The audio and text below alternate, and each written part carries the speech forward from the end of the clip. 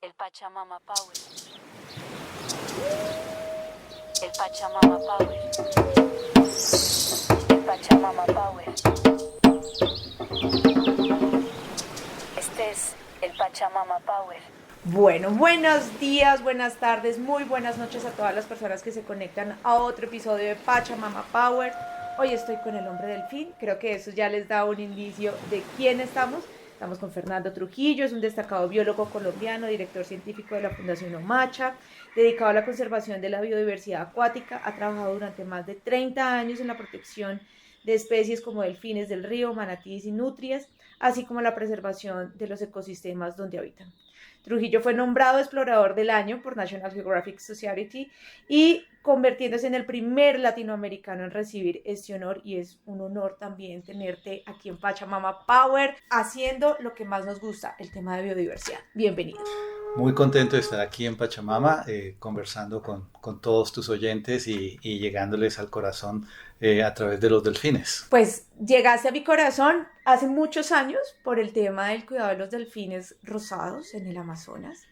De ahí conozco tu trabajo y me parece maravilloso. Y cuéntame, ¿de dónde nace la Fundación Omacha? Bueno, la Fundación Omacha nace conceptualmente del hecho de que en Colombia se hacía conservación muy poca, se sigue haciendo todavía muy pocas, necesitamos más, pero era con un enfoque terrestre. La mayoría de los esfuerzos de conservación están enfocados a hábitats terrestres, ecosistemas de bosques, Andes, pero ¿y el agua qué?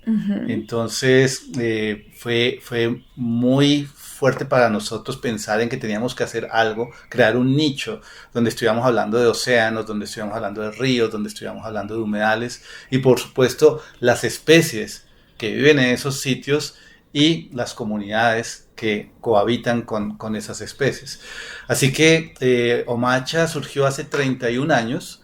Decidimos crear esta organización que es sin ánimo de lucro. Somos 65 personas más o menos. Trabajamos en Caribe, en Orinoco, en Amazonas. Nuestra sede está en Bogotá, pero también trabajamos en muchas partes del país y en otros países. Y yo suelo decir que Omacha es una fundación pequeña con una sombra grande. Somos muy apasionados todos por el trabajo, muy comprometidos y pues estamos tratando de dejar una huella. Acabas de mencionar algo súper importante que en la COP no vimos, y es que nosotros hacemos el tema de conservación en biodiversidad, pero no tenemos ni idea de la riqueza que tenemos en nuestros afluentes hídricos, tanto mar como ríos. Entonces, ¿cómo nace precisamente la investigación del delfín, del manatí, de la nutria? ¿Cómo nace desde esa parte? Claro que sí, mira, pues yo desde muy chico he estado apasionado por el agua, siempre, y digamos, decidí estudiar biología marina. Me acuerdo que mis compañeros de colegio me decían, ¿no se va a presentar a otra universidad, solo a una? Y yo sí, porque eso es lo que quiero estudiar. Y estudié biología marina en la Universidad Jorge Tadeo Lozano. Y también yo creo que tuve una influencia muy grande de mi abuelo, que nos llevaba al Orinoco cuando éramos pequeños. Y ahí conocí por primera vez las toninas, que son los delfines de río. Pero no fui muy consciente de eso, sino hasta mucho después. Pero cuando ya estaba en la universidad, tuve la oportunidad de ver, digamos, diferentes procesos. Estaba Jorge Reynolds y el capitán Ospina Navia, hicieron una expedición a Amazonas, se trajeron un par de delfines, se murieron los delfines, pero yo tuve la oportunidad de conocerlos. Y dije, oiga, qué interesante hacer algo por esos delfines en el Amazonas. Así que organizamos una expedición. Nos fuimos 3 compañeros de la universidad, estábamos en 7º semestre. Nos fuimos en un avión de carga, llegamos a Leticia. Leticia en los años 80 estaba bastante permeado por el narcotráfico, así que decidimos seguir hasta un pueblito que se llama Puerto Nariño, que hasta el día de hoy pues considero que es como mi hogar. Es una comunidad muy linda de indígenas ticunas, cocamas, yaguas, de algunos colonos de diferentes partes del país. Y ahí, cuando vi por primera vez delfines en un sitio de selva tropical, en la exuberancia de la Amazonía, dije, no lo puedo creer. Y quedé enamorado de esos animales. Y pues, por supuesto, ahí habían manatís, habían nutrias. Entonces, de alguna manera, nos conectamos varias personas apasionadas de estos animales acuáticos para tratar de hacer algo por ellos y por sus ecosistemas. O sea, no podemos conservar estas especies si no hay ríos saludables, si no hay océanos saludables. Así que era como hacer una reconfiguración de hacia dónde teníamos que ir, cómo hacer esa investigación. Yo todavía recuerdo que me dijeron, ¿qué? ¿Va a trabajar con delfines? Pero aquí no hay delfines en Colombia, tiene que irse a otro país. Entonces, afortunadamente, en una conferencia de Cousteau, cuando yo estaba arrancando la universidad, él iba camino al Amazonas a hacer una expedición y él fue el que dijo, delfines en Amazonas, nadie los está estudiando, es una oportunidad. Entonces todo eso se reforzó después con Jorge Reynolds, con Ospina Navia y terminamos arrancando esta aventura que se convirtió posteriormente en la construcción, la configuración de la Fundación Omacho. Tú acabas de mencionar algo muy importante y son los estados de nuestros afluentes. O sea, cómo está precisamente afectando toda esa contaminación de mercurio, cómo está afectando esa contaminación hídrica a nuestros propios animales. Bueno, comencemos por decir quién es el río Amazonas. El río Amazonas es uno de los gigantes, el río más caudaloso del planeta, 6.500 kilómetros, 7 países, recibe más de 1.000 tributarios, nace en los Andes y desemboca en la costa atlántica y produce el 17% del agua dulce del planeta. 17% del agua dulce del planeta. Ahora bien, estos ríos están amenazados. Los ríos son las venas de los continentes.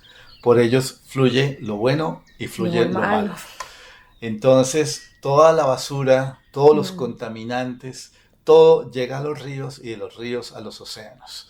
Desafortunadamente, vemos los ríos como la cloaca, como el sitio donde nos deshacemos de lo que no queremos ver. Y esto, digamos, ha sido muy fuerte en las expediciones que he hecho por el Amazonas. Si tú te pones a pensar, y si tienes la oportunidad de construir una casa frente a un río, ¿cómo la haces? O sea, yo construí una casa, una estación biológica hace años en Amazonas y el frente daba al río, porque todos los días quería ver el río. El río es lo más importante. Pero cuando tú navegas por el río Amazonas, ves que la mayoría de las poblaciones, las casas, el patio de atrás es el río.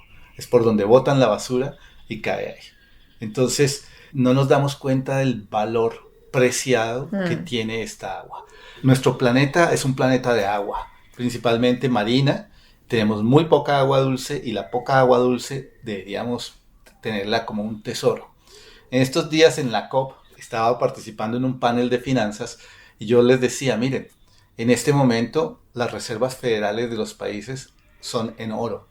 El día que entendamos nuestro planeta y de qué depende nuestra supervivencia, las reservas federales deberían estar en agua y en bosques. Eso nos va a tomar un tiempo y desafortunadamente puede ser doloroso el proceso de aprendizaje, pero llegaremos a eso. ¿Cómo tú que has estado precisamente en el río Amazonas, cómo ves este conflicto frente a la contaminación hídrica? ¿Qué es lo que está pasando en el Amazonas para las personas que nunca han ido al Amazonas? Para que nos puedas relatar un poco de este conflicto y cómo está amenazando a nuestras propias especies. Primero decir que el mercurio es un enemigo invisible. No lo vemos. No lo comemos en los peces, no lo comemos en muchos alimentos y no nos da dolor de estómago. Simplemente se va acumulando silenciosamente en nuestro organismo hasta que empieza a deteriorar nuestro sistema nervioso central. Tenemos problemas de memoria, dolores de cabeza, migrañas, pérdida del olfato. En mujeres embarazadas genera malformaciones, en los fetos. Entonces es un enemigo invisible. ¿Qué pasa? En el Amazonas tenemos dos fuentes de mercurio. Hay mercurio natural en el suelo y hay mercurio proveniente de la minería, sobre todo ilegal de oro. Entonces el del suelo, ¿qué está pasando? Con la deforestación, los suelos quedan expuestos a las lluvias y es lavado este mercurio a los tributarios, llega a los peces y de los peces pasa a nosotros. Y también a otros tipos de especies de biodiversidad, caimanes, nutrias, delfines, nadie se salva de eso. Y en la minería de oro se calcula que en los últimos 4 siglos de extracción de oro se ha vertido más de 200.000 toneladas de mercurio en el agua. En la desembocadura del Amazonas hay una montaña de sedimento, dicen que del tamaño del Everest, y que si se removiera ese sedimento, que es el sedimento que viene desde los Andes hasta allá, pues habría una bomba química ahí de la cantidad de mercurio que puede haber y otros tóxicos en esta parte. Entonces, desafortunadamente, la minería ilegal ha crecido en el Amazonas y ha crecido por la demanda. Voy a ponerles un ejemplo. Dos de las actividades ilícitas más grandes en Amazonía son los cultivos ilícitos, cocaína y el oro ilegal. La cocaína, un kilo de cocaína vale $20,000 en el mercado internacional. Un kilo de oro vale $65,000, 3 veces más. Entonces, se calcula que el 50% de todo el oro que se transa en los mercados de Londres, Nueva York, Singapur, ellos lo llaman de origen desconocido, que básicamente quiere decir oro ilegal. Claro. Entonces hay una varita mágica de compañías que legalizan ese oro ilegal y terminan en el mercado y es un lavado. Y también, digamos, el dinero de la cocaína compra oro y es una forma también de lavar ese dinero. Entonces, frenar eso es muy difícil. Lo que sí podemos hacer es tratar de cambiar las tecnologías que usamos para sacar el oro y tratar de no usar mercurio. Hay muchos países que han firmado un convenio que se llama el Convenio de Minamata. Para los que no sepan, Minamata es una ciudad en Japón donde se verificó una contaminación aguda por mercurio que generó malformaciones, enfermedades tremendas en las personas de Minamata, de esa comunidad de pescadores. Y a raíz de eso, la humanidad dijo, no es posible que esto vuelva a ocurrir. Y se creó este convenio para reducir y detener el uso del mercurio. Colombia es signataria de la Convención de Minamata. Sin embargo, como es un negocio tan lucrativo, entonces esto sigue pasando. Y se siguen envenenando los ríos, se sigue envenenando la gente, los peces, especialmente los carnívoros, los grandes bagres, que son los que nos gustan más en las ciudades porque no tienen espinas. Algunos de ellos tienen concentraciones altas de mercurio. El atún, que nos encanta, tiene altas concentraciones de mercurio. Entonces, tenemos que cambiar, tenemos que enfocarnos a ver cómo solucionamos eso para que lo que nos comemos sea saludable. O sea, no podemos simplemente decir, bueno, ese es el precio que hay que pagar por sacar el oro. Total. No, tenemos que cambiar de actitud y tenemos que volver a tener peces saludables para que la gente pues tenga salud, ¿no? Esta es una de las cosas que yo digo que va a ser la siguiente pandemia, la del mercurio, de alguna manera. Porque si todos nos hiciéramos el análisis de mercurio, estaríamos bastante asustados. Desde el pelo hasta las uñas. Yo me lo hice hace un par de años porque estábamos haciendo un reportaje con el Washington Post sobre mercurio y ellos me dijeron, bueno, ¿y su nivel de mercurio cuál es? Y yo dije, me lo he querido hacer muchas veces, pero siempre se me pasa. Me dijeron, necesitamos esa información. Así que es una toma de muestra de sangre, es muy fácil, cuesta $50,000. Y me la hice. Lo máximo que uno puede tener en el organismo es 1 miligramo por kilogramo. 1.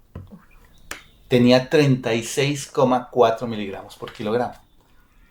O sea, altísimo, muy alto, claro. Porque hasta ese momento habíamos hecho análisis en peces y teníamos peces de 2, 3, 5 miligramos por kilogramo y ya estábamos prendiendo las alarmas. Teníamos delfines con 12 miligramos por kilogramo.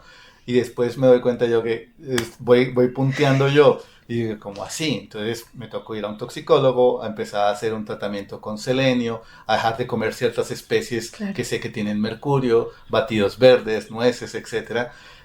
Pero lo positivo es que de alguna manera sí se puede ir reduciendo. Ya voy en 16,2 miligramos por kilogramo de mercurio, que sigue siendo muy alto, pero estoy en proceso.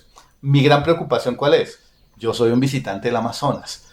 La gente que vive allá debe tener el mercurio muy alto. Claro. Y entonces empiezan a haber enfermedades que empezamos a diagnosticar mal, como malaria o como enfermedades tropicales desconocidas, y resulta que son intoxicaciones agudas por mercurio. Entonces es algo en lo que tenemos que ponernos vigilantes y hay que hacer unos trabajos con los gobiernos, con las comunidades locales y tratar de nuevo de cambiar las tecnologías con las que se extrae el oro, pues para no generar esos problemas. Y te quería hacer la pregunta es, ¿cómo afecta esto a los delfines y a los peces del Amazonas? O sea, ¿cuál es su riesgo frente a esta exposición? Bueno, eso es lo que estamos tratando de averiguar ahora. Llevamos unos 3 años haciendo evaluaciones de salud en delfines con médicos veterinarios. Tenemos unas alianzas muy bonitas con veterinarios de todo el mundo y lo que creemos es que puede estar afectando su sistema reproductivo, su eficiencia en reproducirse, y no sabemos cómo puede afectar su sistema inmunológico. El año pasado tuvimos una mortalidad masiva de delfines en Brasil, en 2 lagos, 330 delfines, atribuido al cambio climático, sequía extrema en Amazonas, aguas con temperaturas de 40 grados centígrados. Pero entonces se hicieron múltiples necropsias y se trató de establecer cuál era la causa de muerte, y adicionalmente salieron evidencias, por ejemplo, de contaminación por aditivos de plástico, como los talatos. Los talatos son unas sustancias que le dan flexibilidad al plástico, sí, y están en casi todos los productos que usamos, y entonces son cancerígenas y generan problemas de salud.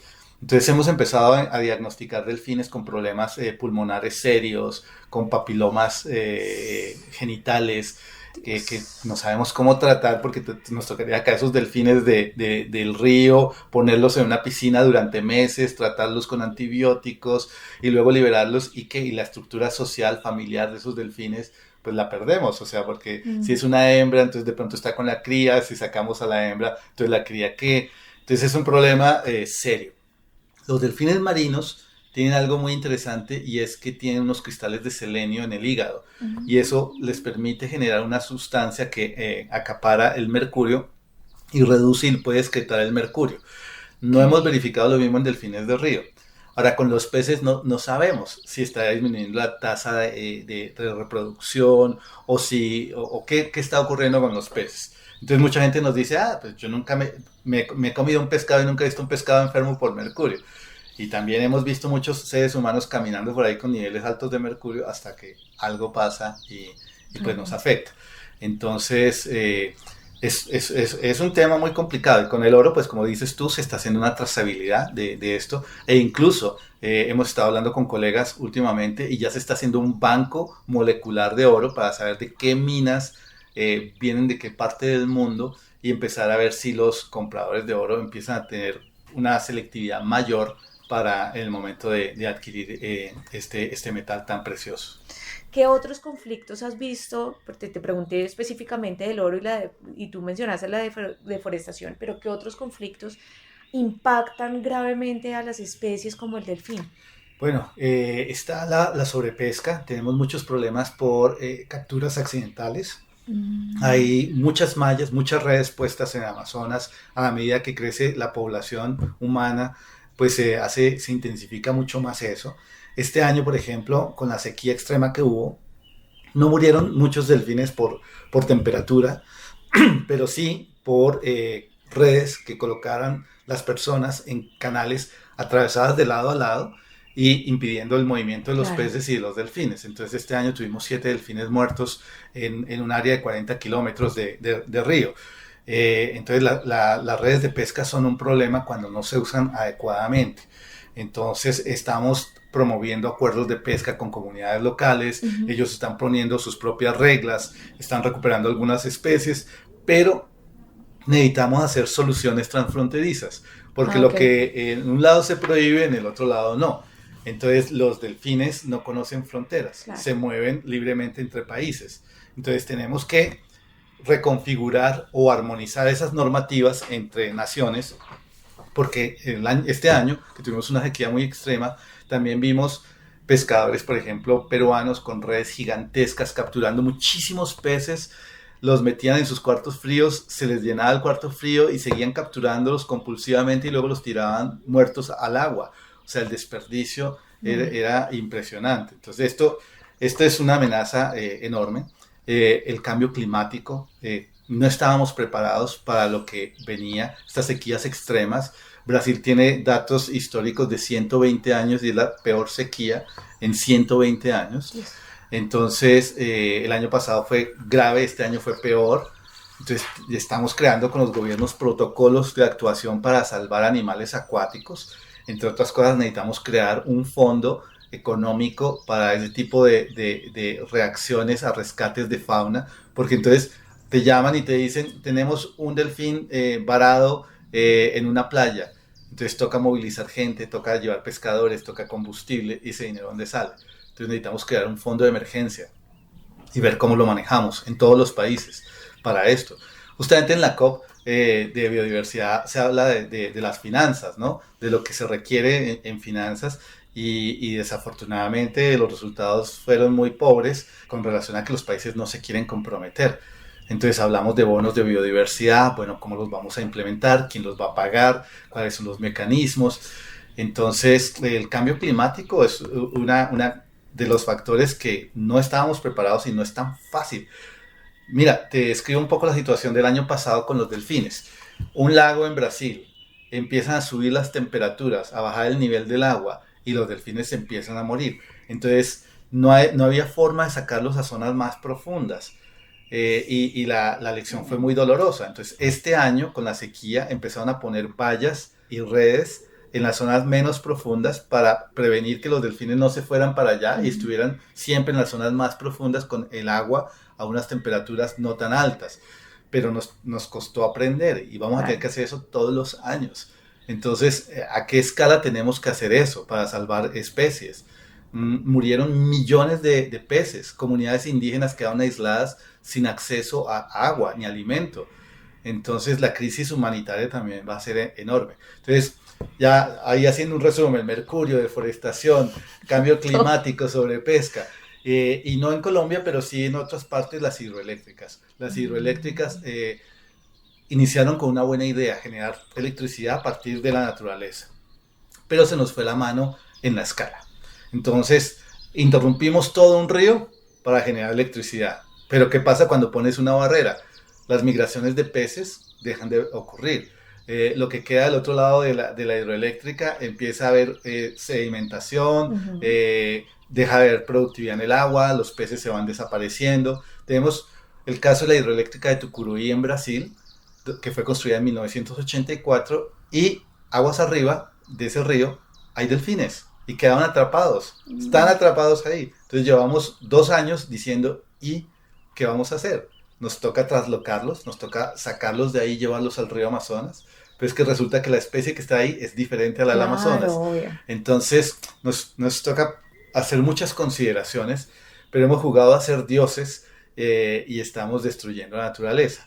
Los países desarrollados, que también tenían hidroeléctricas, llámense países europeos, Estados Unidos y Canadá, están destruyendo sus hidroeléctricas. Las represas las están destruyendo porque entendieron que el valor ecológico del río es mucho mayor que esos 20 o 30 años de producción eléctrica. Entonces, nosotros hasta ahora estamos aprendiendo la lección. El año pasado logramos algo inédito y fue que el gobierno de Colombia convocó 14 gobiernos del mundo donde hay delfines de río, tanto en Asia como en Sudamérica, y firmamos una declaración global por los delfines y por los ríos. Y en esa reunión estuvo el Banco Mundial. El Banco Mundial es quien financia la mayor cantidad de obras de infraestructura, hidroeléctricas, represas en diferentes países. Y el banco dijo, oiga, nosotros queremos ser parte de la solución. Y comenzaron a crear protocolos donde se van a generar unas alertas de, oiga, nos piden que demos dinero para una hidroeléctrica acá, ¿hay delfines? Bueno, y si hay delfines, ¿qué medidas de mitigación ustedes van a implementar? Si no nos convencen, no damos la financiación.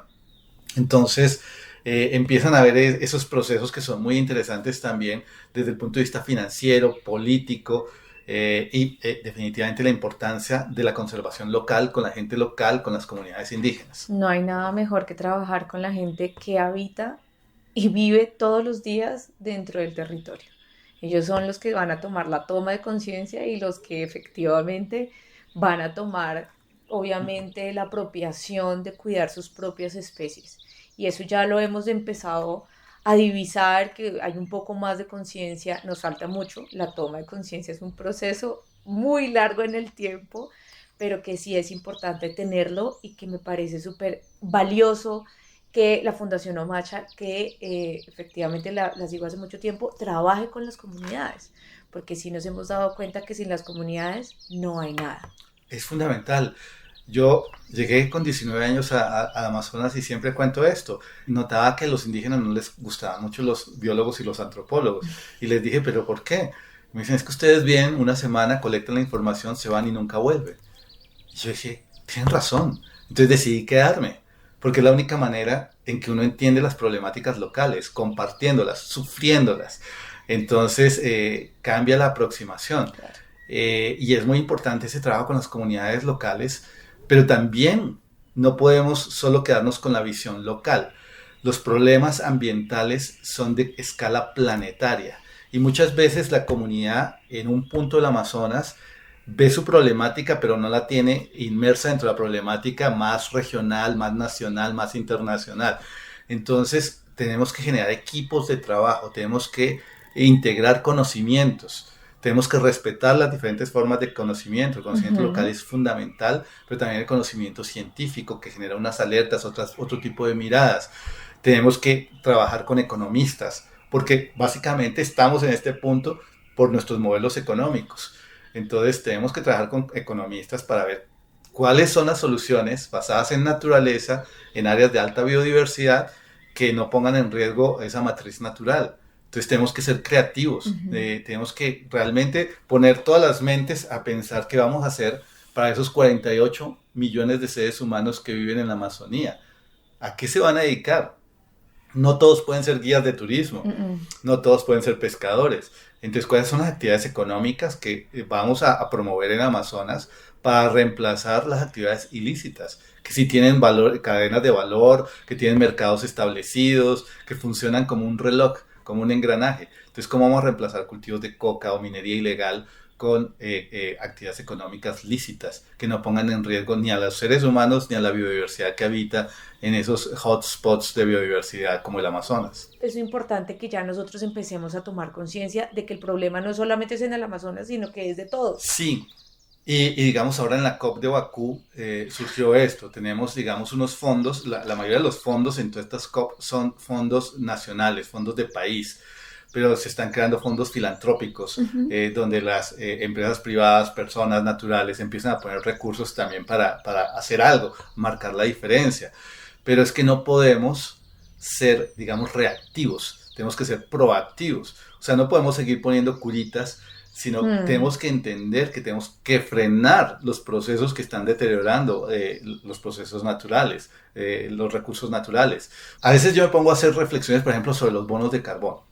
Entonces los bonos de carbón son muy interesantes, los países desarrollados siguen contaminando y nos pagan a nosotros por mantener bosques en pie, por capturar carbono, pero en el fondo es un poco hipócrita eso, o sea, porque ellos siguen contaminando. Entonces piensan que la solución es poner un poco de dinero en estos bonos de carbón en estos países en desarrollo, pero es que realmente lo que hay que hacer es solucionar y dejar de contaminar, dejar de calentar el planeta.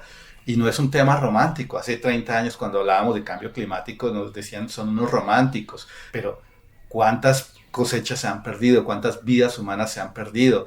Los eventos cada vez más impredecibles. Lo que sucedió hace poco en España, nadie lo podía predecir. La sequía extrema en Amazonas, nadie lo podía predecir. Los huracanes, una semana uno y otra semana otro en el Caribe, arrasando Florida, y no solamente ya las islas pobres, sino sitios de países desarrollados, nieve y inundaciones en el Sahara. Entonces, por Dios, si nuestros líderes no son capaces de entender que ya estamos con el agua en el cuello y que no simplemente nos basta poner curitas para remediar o para decorar o para ocultar un poco la gravedad del asunto, es momento de actuar, es momento de actuar. Y es momento que tomemos conciencia de lo que estamos haciendo. O sea, ya nuestra existencia como tal es un impacto y también parte de cada uno de nosotros poner el granito de arena y decir, voy a reciclar, voy a separar en la fuente, voy a tener economía circular, voy a optimizar mis prendas de vestir, voy a tomar más hábitos saludables. Y yo creo que desde ese punto empezar, no solamente ya los pequeños ya tienen un poco más de conciencia ambiental, pero empezar nuevamente a tener esa conciencia de la biodiversidad, del pajarito, del animalito que está al lado de nuestra casa, de sabernos alimentar, que es lo más importante, y no es dejar de consumir, sino hacer un consumo responsable de todo lo que nosotros tenemos alrededor. Para finalizar, un mensaje para nuestros oyentes. Hubo un momento en que decidimos separarnos de la naturaleza. Construimos las ciudades, llenamos todo de concreto y después en esas ciudades empezamos a decir, nos hace falta algo y comenzamos a poner parques, árboles, a salir fuera de la ciudad y tenemos que volver a reconectarnos con la naturaleza. Eso es fundamental. Y lo otro es volvernos consumidores responsables.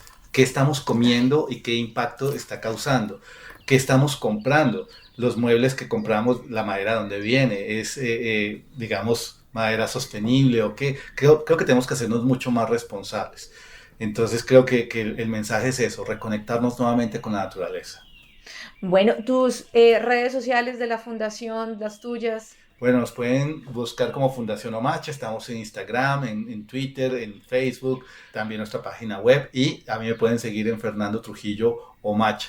Ahí van a ver lo que estamos haciendo, expediciones, esfuerzos con comunidades, van a poder ver lo que hemos construido con National Geographic, con este proyecto de Perpetual Planet. Entonces, nada, síganos y sean parte ustedes de la solución.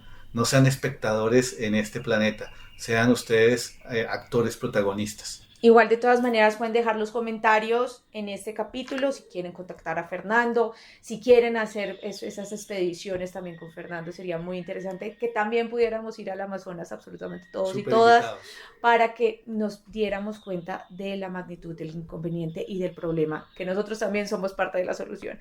Muy buenas tardes, buenas noches y muy buenos días a todas las personas que se conectaron a Pachamama Power. Un beso y un abrazo para todos. Este es el Pachamama Power.